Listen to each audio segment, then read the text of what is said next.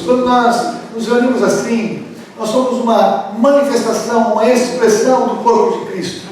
A palavra de Deus nos diz que a igreja de Jesus é uma manifestação do corpo dele. Nós não conseguimos ver a chamada de igreja invisível, porque no mundo todo tem pessoas que fazem parte dessa igreja. No mundo todo tem pessoas que um dia nasceram de novo. No mundo todo tem pessoas que foram feitas nova criação, nova criatura em Jesus Cristo. E Paulo, nas suas cartas, ele escreve orientando muitos pontos para a igreja, trazendo muitos fundamentos para a igreja, destacando aspectos importantes do dia a dia da vida cristã. E na carta de Efésios, Paulo fala muito sobre unidade, sobre a unidade do corpo de Cristo. Ele traz muito entendimento. Eu quero meditar com vocês hoje em 2 versículos sobre algo que é importante no nosso meio. Se eu for dar um nome para essa mensagem, eu quero chamar essa mensagem de crescendo em amor. E Paulo nos chama a crescer em amor. Ele nos dá entendimento de como faremos isso. Eu quero te convidar a meditar comigo Efésios capítulo 4, versículos 15 e 16.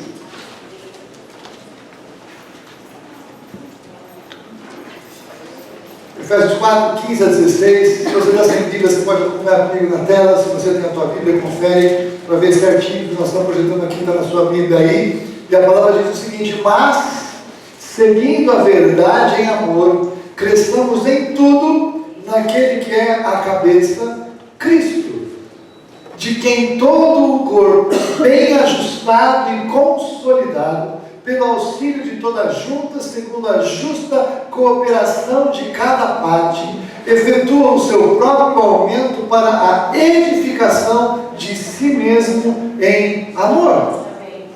É interessante que esse texto, essa porção, saltou aos meus olhos no meu tempo de meditação. Segunda-feira eu estava na minha meditação pela manhã e já estava escalado para pregar hoje. E aí aquele texto brotou assim, começou a minha vida dentro de mim ao longo dessa semana. Ele foi aí ganhando um pouco mais de forma para eu compartilhar aqui com vocês hoje. Mas é interessante que esses 2 versículos, eles começam em amor e terminam em amor, amém? Por isso que me veio assim, crescer em amor. Por isso que eu entendi o Senhor destacando alguma coisa importante para nós tratarmos hoje aqui como igreja. Então, essa questão de crescer na verdade, ele começa dizendo, seguindo a verdade em amor. Essa é uma questão que, se a gente fala em verdade hoje, o mundo parece que você quase que é apedrejado, é isso? Porque se alguém falar, o que eu creio é a verdade, já vem todo mundo contra a sua, porque a minha é melhor, não sei o quê, porque você é hater, você é de direita, você é esquerda, você é de cima, você é de baixo, você é religioso, você não é, e parece que falar a verdade hoje em dia é quase que assustador. O que é a verdade, né?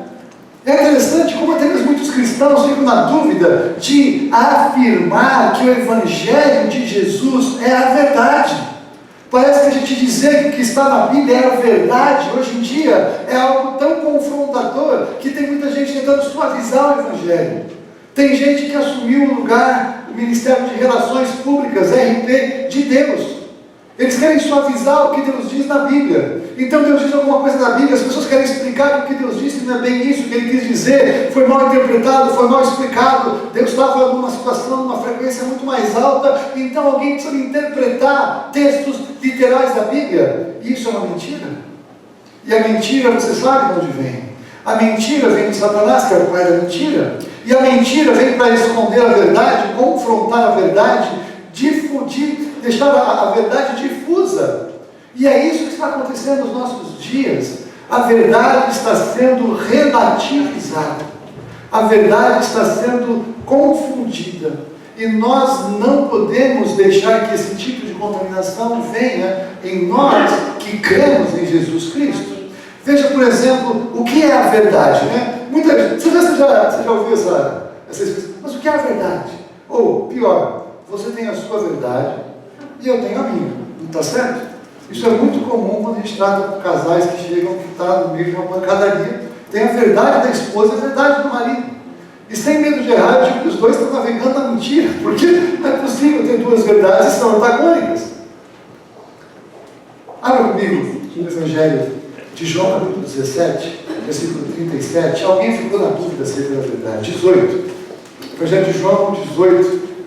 Marcão fez sensacional, já corrigiu aqui, às vezes eu erro meus copy-pastes, minhas anotações. Obrigado, Marcão. Então veja, Jesus estava ali diante de Pilatos. E aí, Pilatos então perguntou para Jesus. Jesus estava sendo julgado, um julgamento falso, um julgamento corrupto, e ele foi condenado injustamente à morte de cruz. Então Pilatos disse: logo tu és rei? Respondeu Jesus: tu dizes que eu sou rei.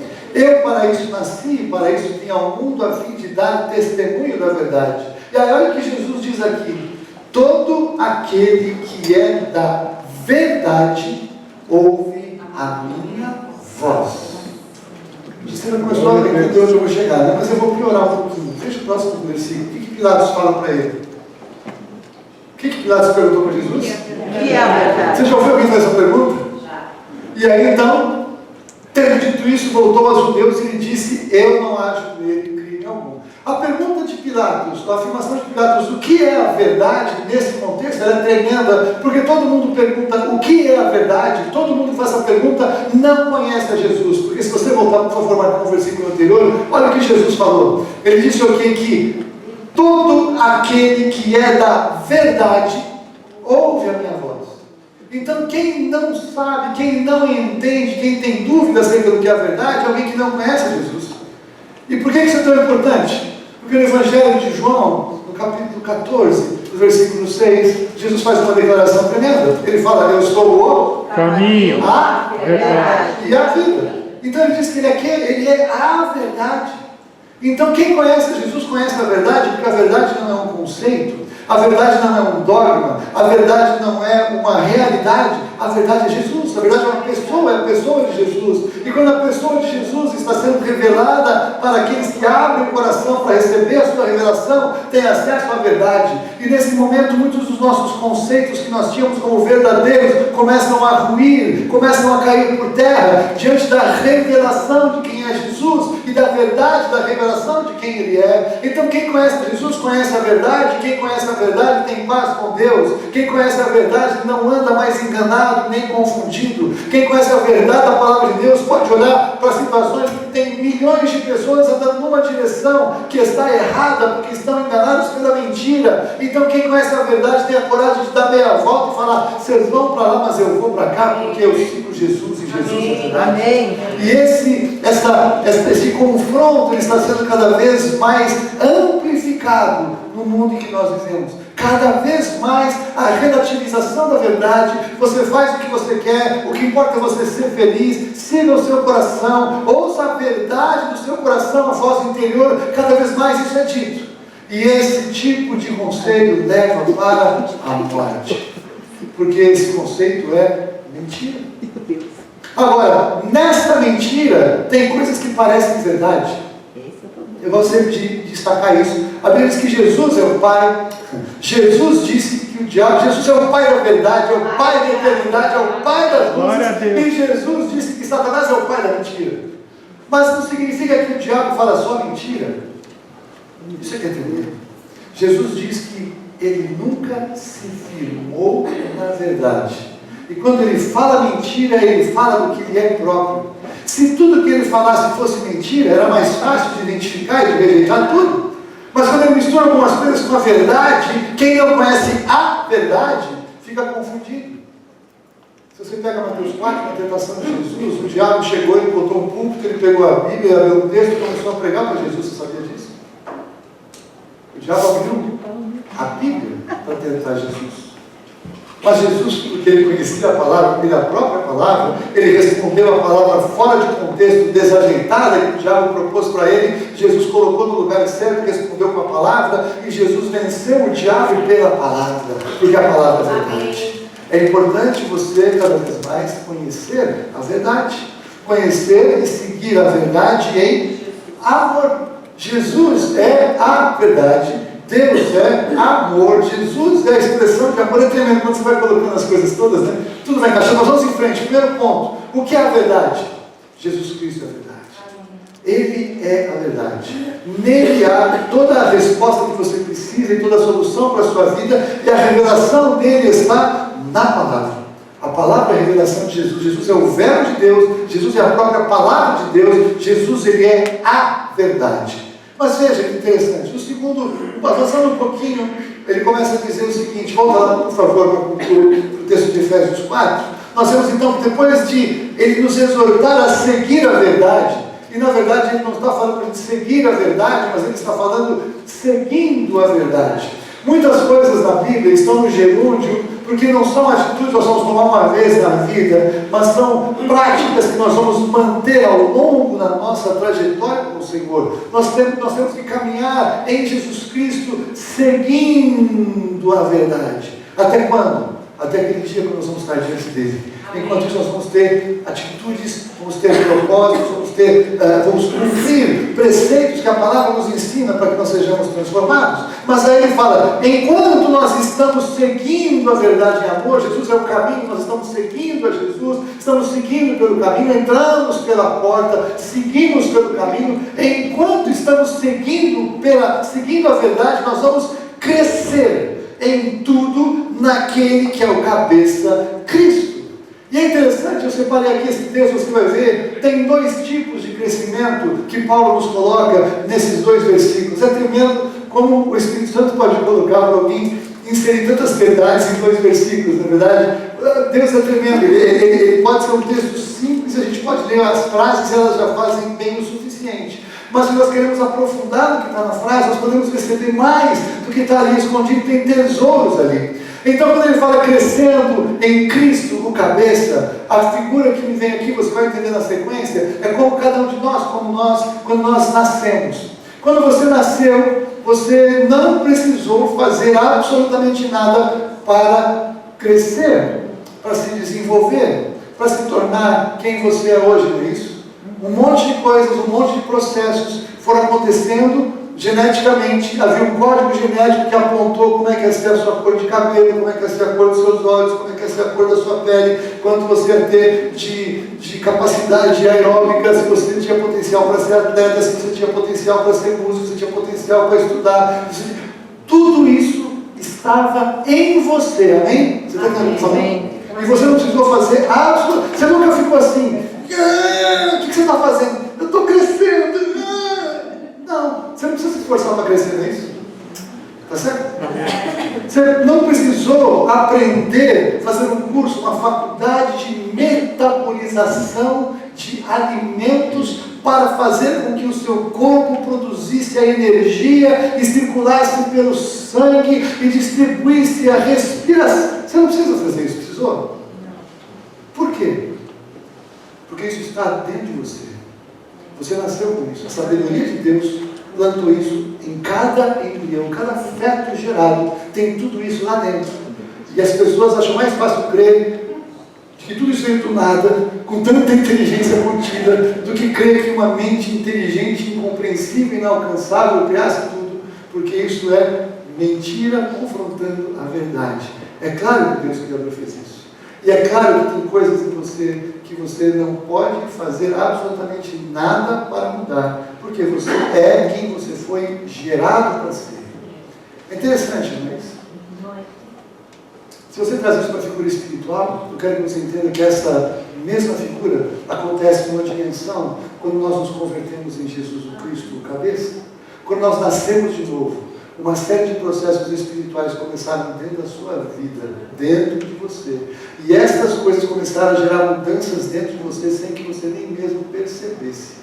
Algo começou a ser transformado dentro de você, a sua mente começou a ser transformada, padrões de pensamentos começaram a ser mudados, memórias começaram a ser organizadas de uma outra forma, há uma nova identidade, há uma nova pessoa, que ele chama de um homem interior, há uma vida que se estabeleceu dentro de você, a vida de Jesus Cristo, a plenitude de Deus habita em você. Paulo fala, o Espírito Santo de Deus habita em você, Jesus habita em você, Deus habita em você, a plenitude de Deus, Paulo revela em Coríntios, está dentro de nós quando nascemos de novo. E você não pode controlar nada disso que está dentro de você numa determinada dimensão. Essa vida que está em você agora, ela venceu a morte. Essa vida que está em você agora te dá a capacidade de ouvir a pregação da palavra de Deus e compreender a palavra de Deus, porque o Espírito Santo te revela. Essa vida que está em você agora te dá autoridade, e você a uma distância de uma oração, você fala com o Deus Criador do universo e Ele ouve. Você tem capacidade de fluir em adoração, você tem capacidade de perceber o poder de Deus fluindo através de você. Tudo isso aconteceu e você não sabe nem mesmo como isso acontece, e na verdade você não fez praticamente nada, você não fez nada para que isso acontecesse, porque essa é a obra de Deus em você, através de Jesus Cristo e pelo Espírito Santo. Amém. Você faz o que eu estou falando? Amém. Deus opera isso em nós.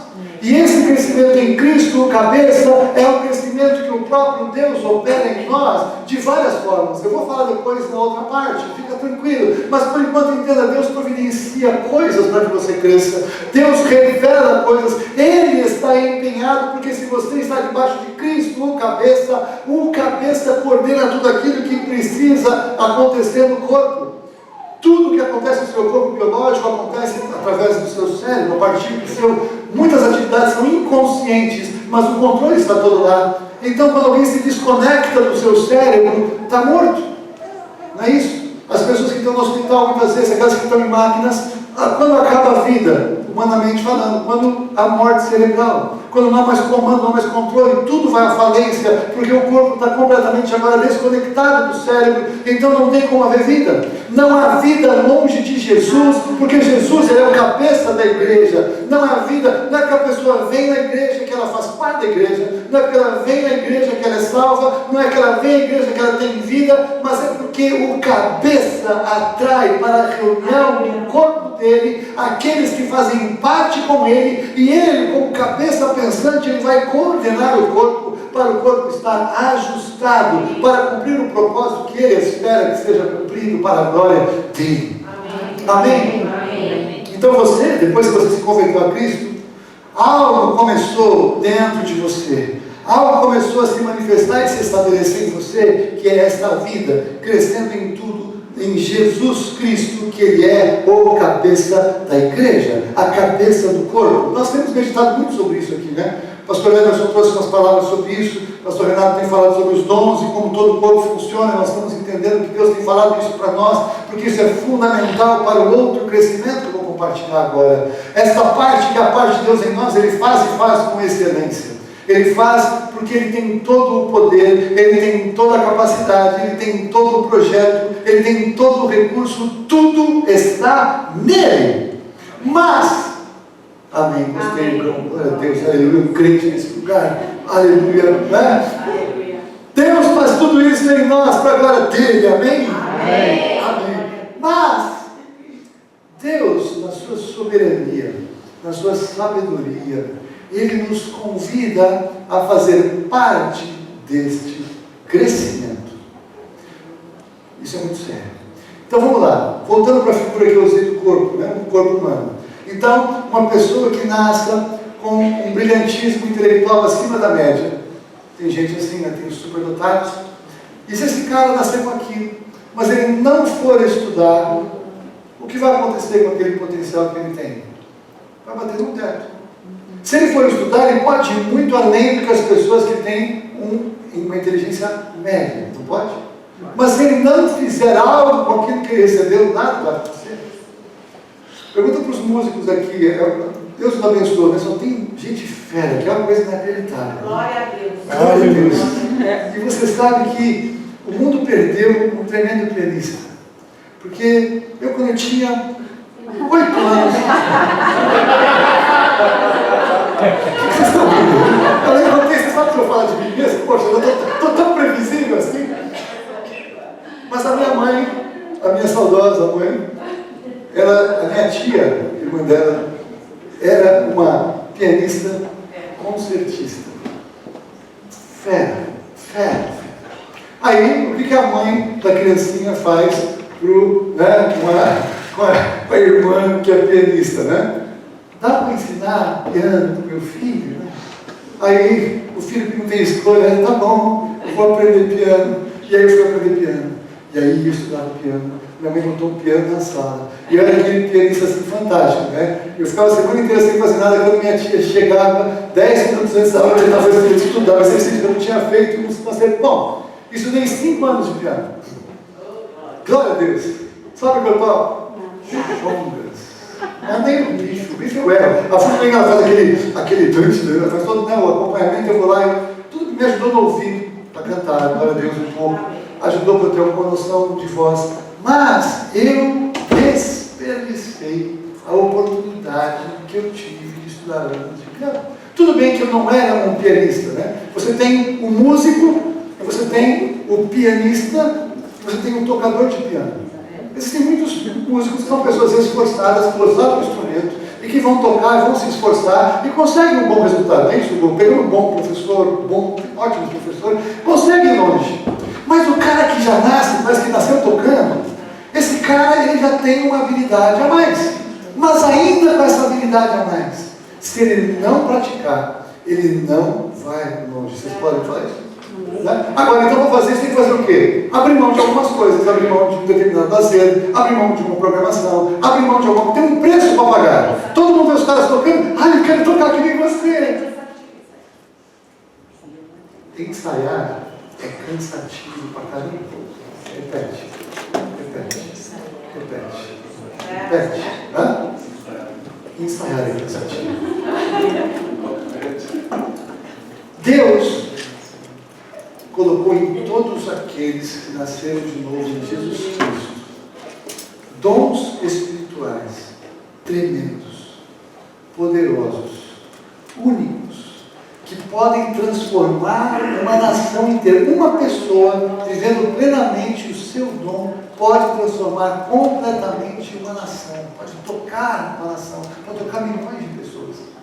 Agora, o que o Senhor colocou como uma limitação, entre muitas aspas, para Ele, quando Ele nos deu, Ele nos deu algo, e Ele espera que nós venhamos decidir fazer algo com o que Ele nos deu, porque Ele já fez a parte dele, e para deixar bem claro, Ele mandou escrever, e pode escrever em Romanos, que os dons de Deus são irrevogáveis.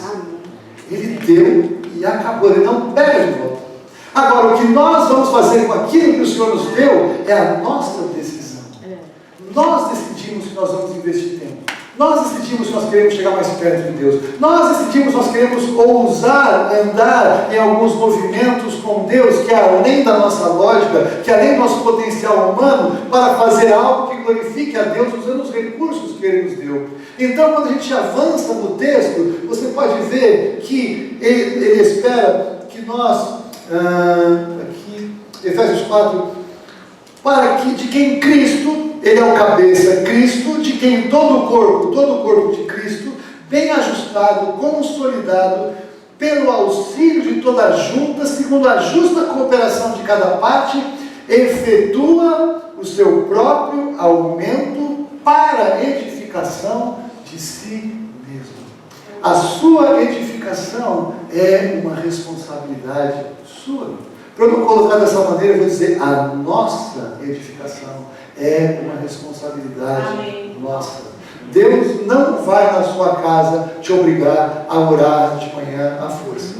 Deus não vai te obrigar a ler a palavra à força. Deus não vai te obrigar a congregar à força. Deus não vai te obrigar a fazer esses movimentos que afetam o seu crescimento espiritual contra a sua vontade. Ele vai dar a você a chance de escolher. Mas a Bíblia fala que nós devemos, por exemplo, como sempre lemos nas terças-feiras com o pastor Renato, buscar com zelo os melhores dons espirituais. Somos chamados para desenvolver a nossa santificação. Somos chamados para desenvolver a nossa fé. Somos chamados a ser operosos trabalhadores. Somos chamados a conhecer a palavra, a dominar a palavra como obreiros que não têm do que se envergonhar, que manejam bem a palavra da verdade. Somos chamados a orar em línguas para a nossa própria edificação, quando nós oramos no nosso devocional. Somos chamados a crescer e nos multiplicar em outras vidas, gerando vida. Você percebe como a palavra de Deus chama você e a mim a desenvolver, chama-nos a praticar, chama-nos a decidir sair da mesmice, sair do incômodo, sair da letargia, e nesse caso sair da mentira que está sendo falada aí fora, que está tudo bem, está tudo certo, faz o seu melhor, porque Deus te entende. Você já ouviu isso? Deus te entende. E sabe uma coisa? Ele entende, sim. Ele entende que essa pessoa não está afim de nada, que essa pessoa não serve para nada, e que se bobear ele vai cortar da videira, porque quem não dá fruto, ele corta. Ele entende. Ele entende e disse que assim não dá. Então você percebe como a verdade da palavra pregada, quando ela é confrontada com a mentira misturada com a verdade, ela é dura. Porque a verdade de Deus ela é dura. O Senhor nos chama a ser a um lugar de confronto. Deus é amor, claro que Ele é amor. Mas porque Ele é amor, Ele confronta também. Porque Ele é amor, Ele corrige aos seus filhos também. Porque Ele é amor, Ele nos prova também. Porque Ele é amor, Ele nos fortalece. Porque Ele quer o melhor em nós. Que Ele sabe qual é o potencial que nós temos nele. E Ele decidiu investir em você e em mim. E Ele espera, inclusive, ter lucro em nós. Amém. Tem gente que entendeu. Amém. Ele espera ter lucro em nós. Amém. Como é que eu posso falar isso? Arão, você surtou. Lucro é pecado, mais-valia, é coisa do inferno. Então o texto de Isaías, que eu não planejei pegar agora, que fala que ele ensina-nos no caminho para nos dar, ele nos conduz no caminho do lucro de encontrar proveito, de se beneficiar, de ser algo bom. Não é que você tem um conceito ruim de lucro exploratório, lucro vil, não significa que lucro é errado, porque Deus criou lucro. Quando você pega Jesus em Mateus 25, a parábola dos talentos, ele fala que ele deu 5 talentos para um, 2 para o outro e 1 para o outro. Vocês conhecem esse texto? Aí o que tinha 5, veio mais 5, ou seja, ele dobrou o que Deus tinha dado na mão dele. O que Jesus falou para ele? Servo bom e fiel, entra no gozo do teu Senhor. Aí foi outro que tinha 2, dobrou mais 2. O que ele falou? Bem-estar, servo bom e fiel, entra no gozo do teu Senhor. O que tinha 1, ficou com medo, não fez nada para Deus, foi zeloso, guardou aquele tão bonitinho, embrulhou, enterrou, ficou ali vigiando para ninguém pegar. E quando ele veio prestar conta, estou aqui, estou te devolvendo o que eu te dei. O que Jesus fala para ele? Que tinha só 1, coitadinho, pobrecinho, só tinha 1. O que Jesus falou para ele? Mau e negligente servo. Você tinha que pelo menos ter emprestado para os banqueiros, porque ele ia receber lucro do meu investimento. Uau! Por que Deus espera lucro em nós? Porque Ele sabe quem nós somos. Ele sabe o potencial que nós temos. Ele nos conhece geneticamente desde quando nós nascemos. Ele nos conhece espiritualmente desde quando nós nascemos de novo. Ele planejou, Ele conhece todos os dias da nossa vida, Ele sabe tudo, Ele sabe qual é o nosso potencial, Ele sabe o que Ele pode extrair de nós, Ele sabe o que Ele pode fazer através de nós, e Ele espera que nós façamos coisas extraordinárias nele, porque as que são extraordinárias nele, elas ainda nem dependem de quem nós somos, mas é o que Ele quer fazer em nós e através de nós, para a glória dEle, para que se alguém ver a gente fazendo uma coisa sobrenatural, vai olhar para a gente e vai falar, o que é isso? Como é que você pode fazer? Não fui eu, foi Deus. Então glória a Deus pela obra dEle na sua vida, porque eu posso ver o Senhor agindo em você, através de você, eu vejo a vida de Deus em você. E aqui que eu quero falar uma coisa tremenda. Eu brinquei, né? Não sei se foi aqui que eu estava pregando, se foi alguma reunião menor, que quando meu pai escrevia, né? Eu lembro ele escrevendo, falei aqui, eu via meu pai escrevendo, eu olhava assim para a letra do meu pai e falava, puxa vida, que letra horrorosa que ele tem, né? Era muito esquisita a letra do meu pai. E a minha letra era muito diferente. E aí, alguns anos atrás, eu estava fazendo algumas anotações à mão. Engraçado que quando a gente começa a usar computador, a gente não escreve tanto mais, né? E eu estava escrevendo. E quando eu estava escrevendo assim, se eu cresci em corporação de espírito, eu ia falar, sai daqui, pai, em nome de Jesus, que é isso? Porque parecia eu psicografando, parecia a letra do meu pai na minha mão, estava escrevendo igual. E algumas coisas em mim começam a se tornar parecidas com o meu pai, fisicamente. Alguns da minha família falam isso. Que bom que meu pai era um cara bonitão, que senão eu ia ficar angustiado com isso. E o que eu faço aparecer com meu pai nessa dimensão? Nada. O código genético dele em mim me conduz a aparecer com ele, e aparecer com ele misturado com a minha mãe, de uma maneira que eu não posso controlar, não posso produzir, não está em mim. Deus espera que você e eu sejamos transformados à imagem dele. A vida dele em nós, naturalmente, vai nos conduzir o máximo possível a nos parecer com ele, para que as pessoas olhando para nós falem, você é uma pessoa diferente. O que você tem? E o que tem que ter de diferente em nós é a vida de Jesus em nós, nos transformando à imagem dele. E quando nós fazemos alguma coisa que as pessoas acham uma grande bênção, elas vão saber que não fomos nós, que foi Deus em nós. Aleluia. Boas ações e boas obras todo mundo pode fazer. E não significa nada em termos de eternidade, mas fazer obras eternas, essas que Deus nos chama a fazer, nós podemos e devemos fazer nele, e essas nos transformam e nos fazem parecidos com ele cada vez mais. É tremendo pensar sobre isso, né? Jesus ele foi gerado de uma maneira sobrenatural. Adão foi gerado de uma maneira sobrenatural porque ele foi criado como a primeira expressão de vida humana na face da terra, né?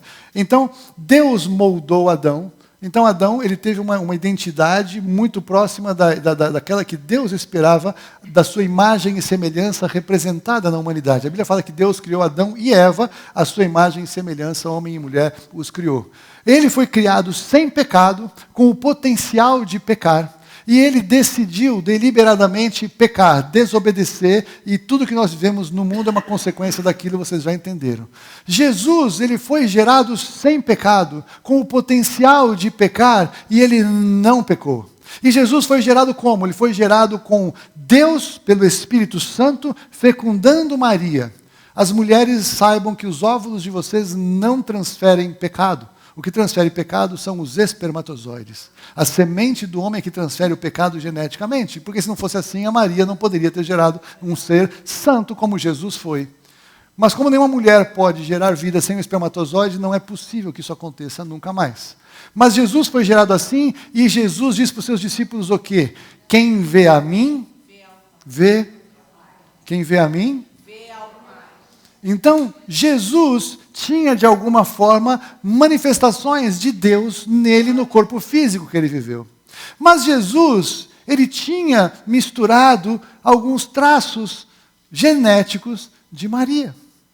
Havia algo de Maria, porque Maria, o óvulo de Maria foi fecundado pelo Espírito Santo para gerar Jesus.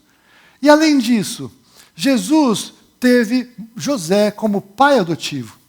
Então eu posso imaginar que Jesus, ele pegou alguns hábitos de José, porque nós pegamos hábitos por influência, isso é natural.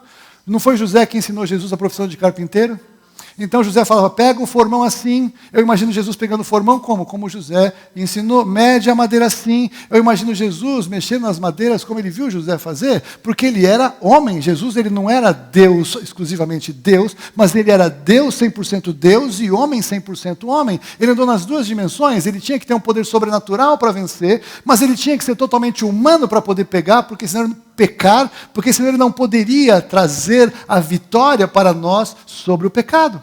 Então Jesus, Deus, ele tinha algum traço de Maria, e ele tinha algumas expressões, talvez o jeito de falar, de José. Tanto é que os caras falavam o quê? Não é esse o filho do carpinteiro? E quando eles falavam que Jesus era filho do carpinteiro, era a maior abominação que eles podiam falar acerca de Jesus, porque se Jesus fosse filho do carpinteiro, ele era filho de uma relação adulterina de Maria com José, e não filho de Deus por um nascimento sobrenatural. Você entende isso? Que blasfêmia que era falar que ele era filho do carpinteiro. Por que eu estou falando isso? Porque nesta igreja local, e em todas as igrejas locais, nós vamos ver de uma certa forma essa mesma figura acontecendo na vida de cada um que se converte a Jesus Cristo. Porque quem se converte em Jesus Cristo recebe a vida de Deus Pai. A vida dele está em nós, e nós temos agora um potencial espiritual que nós não tínhamos, e a expectativa de Deus é que nós sejamos transformados à imagem dele. Nós todos carregamos em nós traços genéticos do nosso pai e da nossa mãe biológica, não é isso? Por isso somos todos diferentes. Então, tem um traço da família, e essas questões da família, de alguma maneira, vão afetar quem nós somos. Mas também o que nós encontramos é que tem como que uma adoção espiritual, que é a adoção espiritual da igreja local. E na igreja local, a igreja local tem cada uma marca, tem cada uma identidade. E tem pessoas que vão fazendo parte de uma igreja, elas vão se transformando também um pouco, vão pegando o jeitão da igreja local. E isso pode ser uma grande bênção, e pode ser uma grande tragédia.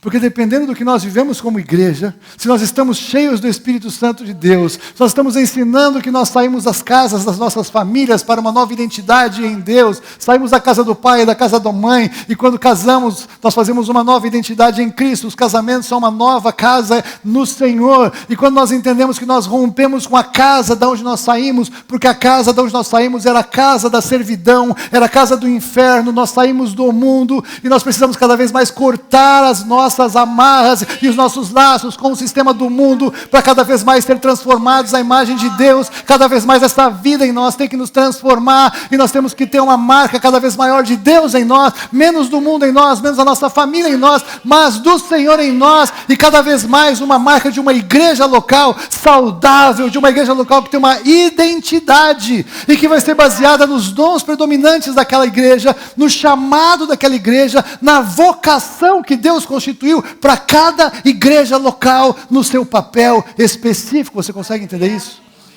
Então nós somos responsáveis por perceber o que Deus está fazendo em nós, na sua transformação interior em nós, nos dando crescimento à imagem dele. Mas nós, como cristãos e como parte da igreja local, nós precisamos focar no nosso esforço de crescimento espiritual e de transformação, para que cada vez mais isso seja notório, para que cada vez mais nós possamos ir além nos nossos dons, no nosso chamado, no nosso talento, para sermos frutíferos a Deus, em nome de Jesus. Você entende o que eu estou falando? E onde isso vai desembocar? No fim do versículo, na última frase. Então, nós vamos efetuar o próprio aumento para a edificação de nós mesmos em amor. Aleluia. Eu olho aqui para vocês assim, eu não sei, eu sei que alguns vão acreditar, isso às vezes vira piegas, pastor, falar, mas eu quero falar do fundo do coração, eu amo vocês.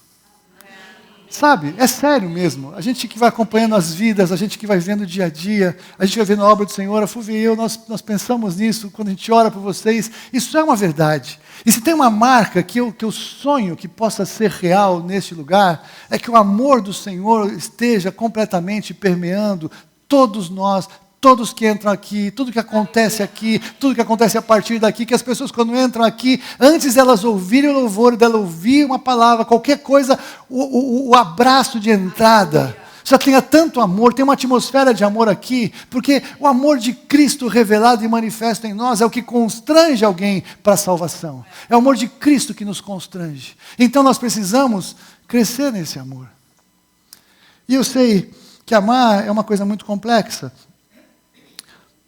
Eu sei, tem irmãos muito difíceis de amar, não é? Como você, por exemplo. Não é? A gente sempre espera que o outro faça alguma coisa. Tem gente que às vezes chega para a gente e fala, pastor, eu estava lá na igreja, mas ninguém veio falar comigo.